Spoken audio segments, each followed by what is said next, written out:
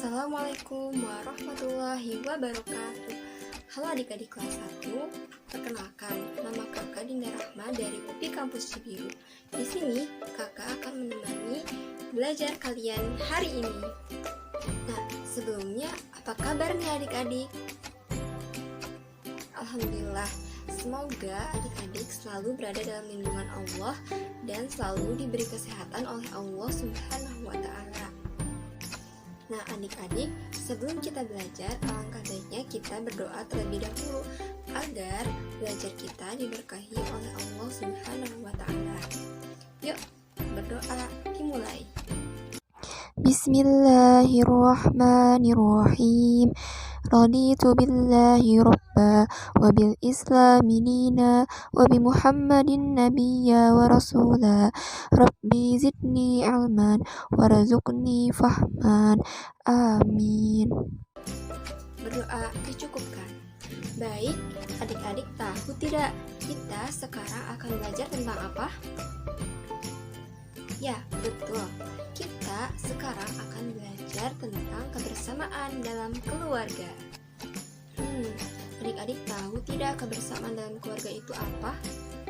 Kemudian, bagaimana sih kebersamaan dalam keluarga itu? Dan contoh kebersamaan dalam keluarga itu seperti apa ya? Yuk kita simak baik-baik. Sebelumnya, adik-adik tahu tidak apa itu kebersamaan?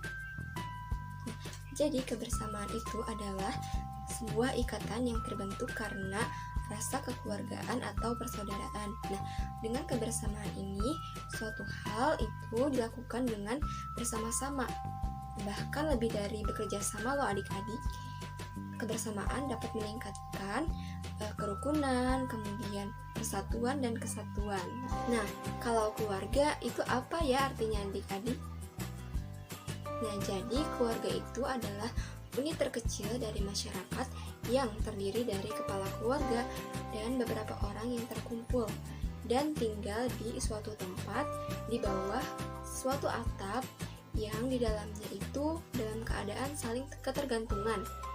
Contohnya seperti ada ayah, ibu, anak, saudara, dan lain-lain. Jadi kebersamaan dalam keluarga adalah tentu sebuah ikatan yang terbentuk dari rasa kekeluargaan. Nah, di dalamnya kita itu dapat bekerja sama dengan keluarga, bersama-sama melakukan sesuatu. Nah, kebersamaan dalam keluarga ini akan meningkatkan kerukunan, persatuan, dan kesatuan dalam keluarga kita. Nah, adik-adik, banyak sekali kegiatan yang dapat dilakukan bersama keluarga.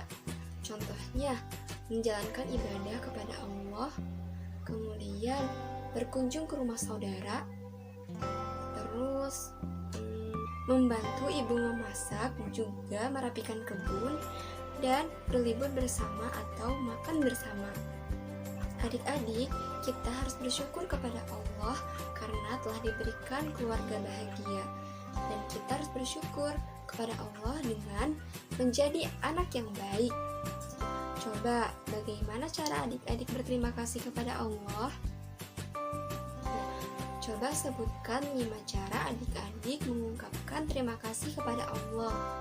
Nah, berikut adalah contoh dari berterima kasih kepada Allah.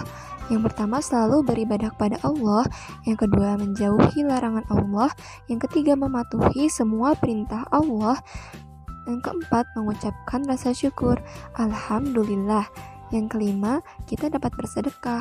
Dengan bersedekah, kita akan bersyukur lebih banyak atas apa yang Allah beri. Baik adik-adik, selain itu kita juga harus berterima kasih kepada orang tua kita karena orang tua kita telah merawat kita sejak kita dalam kandungan sampai besar nanti. Coba, kakak ingin tahu bagaimana sih cara adik-adik berterima kasih kepada orang tua? Berikut contoh cara berterima kasih kepada orang tua. Yang pertama, menyayangi orang tua. Yang kedua, patuh kepada orang tua. Yang ketiga, berbuat baik kepada orang tua. Yang keempat, belajar dengan giat. Yang kelima, mendoakan orang tua. Oke adik-adik, sekarang kita mau apa ya? kita nyanyi yuk. Kita akan nyanyi lagu Kasih Ibu. Kasih ibu kepada beta tak terhingga sepanjang masa, hanya memberi tak harap kembali, bagai sang surya menyinari dunia.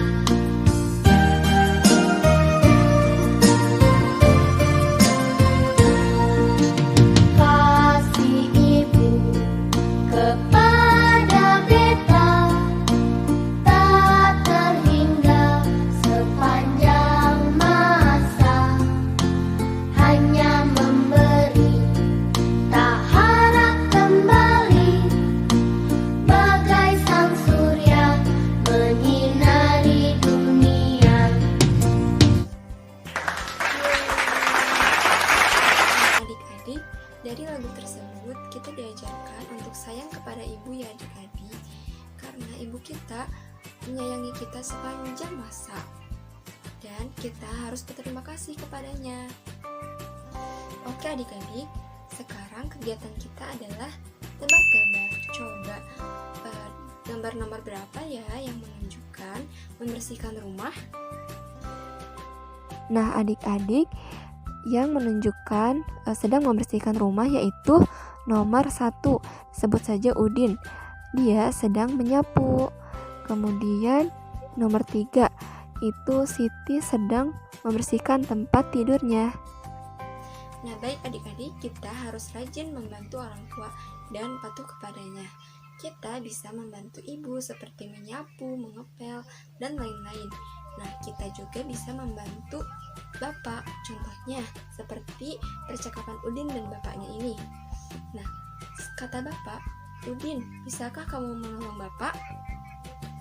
Nah, kata Udin, bisa pak, apa yang bisa Udin bantu? Nah, kata bapak, bantu bapak membersihkan kebun di belakang rumah ya. Kata Udin, baik pak, akan Udin kerjakan. Nah, kata bapak, wah, terima kasih Udin, kamu memang anak hebat, bapak bangga kepadamu.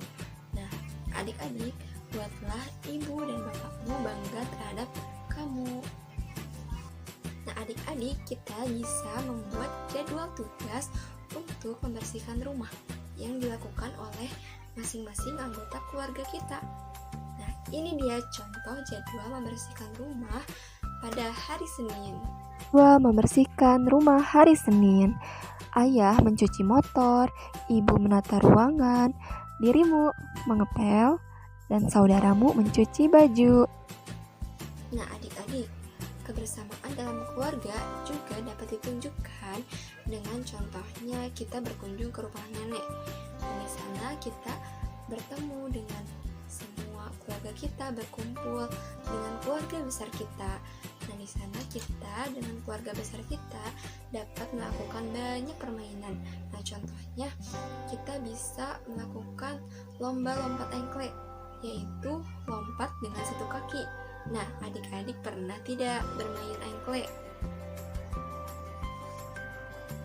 Wah, kebersamaan dalam keluarga sungguh menyenangkan ya adik-adik. Nah, adik-adik ternyata bisa loh kita mengabadikan momen kebersamaan dalam keluarga kita, yaitu dengan foto bersama. Nah, foto bersama ini bisa dihias loh dengan bingkai foto. Kita bisa membuat bingkai foto sendiri dengan bahan-bahan di sekitar kita yang mudah didapat. Nah, contohnya ranting pohon ataupun dari kayu bekas. Ya udah, yuk kita lihat cara membuat bingkai foto. Nah, yang pertama, siapkan ranting kayu atau kayu bekas.